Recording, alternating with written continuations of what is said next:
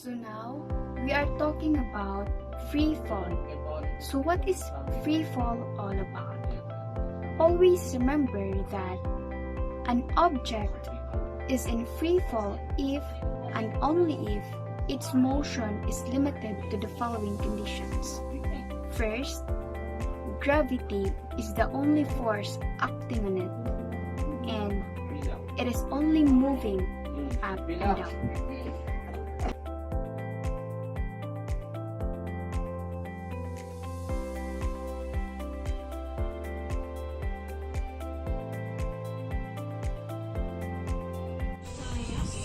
There are three factors that increase the air's influence. First one is the smaller wave, and the second one is the longer surface area, and the third one is the longer fall time. Any change in velocity involves acceleration. So whenever an object falls towards the Earth, an acceleration is involved. This acceleration is called acceleration due to the gravity. Whenever you drop a stone from a third floor building, it falls to the ground. This is an example of a free fall motion. Whenever an object falls to the ground, we can say that an object is in free fall. In free fall, the free-falling object accelerates towards the Earth, and this acceleration is due to gravitational force of the Earth, which is denoted by small letter g using the few mathematical equations. We derive of the equation of g as now the capital letter G as a universal gravitational constant, which is equal to, and the capital letter M is a mass of Earth, which is equal to, and the capital letter R is a radius of Earth, which is equal to. Substituting the known values, we can get the value of the small letter g, which is equal to 9.8 meters per second squared. Who discovered gravity? Isaac Newton discovered gravity. When he saw a falling apple while thinking about the force of nature, whatever really happened, Newton realized that some force must be acting on falling objects. Good day everyone, and I am Messiah Vincent and Bote, and we're going to talk all about analyzing motion for objects in free fall.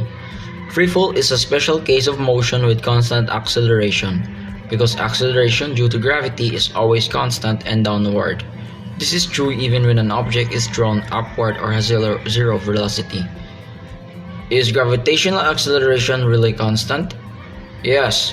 For example, when a ball is thrown up in the air, the ball's velocity is initially upward, since gravity pulls the object toward the earth with a constant acceleration. The magnitude of velocity decreases as the ball approaches maximum height. Hi, my name is Emily Monsalvan, and I have here an example of a free fall. So here's the problem. Sally is standing at the edge of a cliff that overlooks a lake. She picks up a rock and drops it straight down into the lake. If the rock takes 2.45 seconds to reach the lake, what is the velocity of the rock? So I'm going to put down the time, which is 2.45 seconds. And since Sally is standing there holding the rock and is gonna drop it, it has an initial velocity of 0 meters per second, and also we know the acceleration, which is 9.81 meter per second squared, due to gravity and constant for free fall, and because the rock is falling down and it's accelerating the negative direction, you put a negative sign in front of our acceleration, so it's negative 9.81 meter per second squared. In decision instead, we're gonna try to find the final velocity. So here's our kinematic equation. In our problem, we're trying to find the final velocity, so we're gonna have to pick an equation that has the final velocity in it.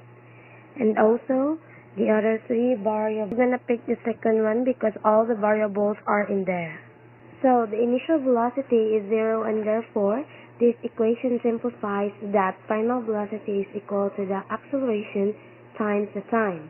So we can put our values in the final velocities equals to negative 9.81 meter per second squared times the time.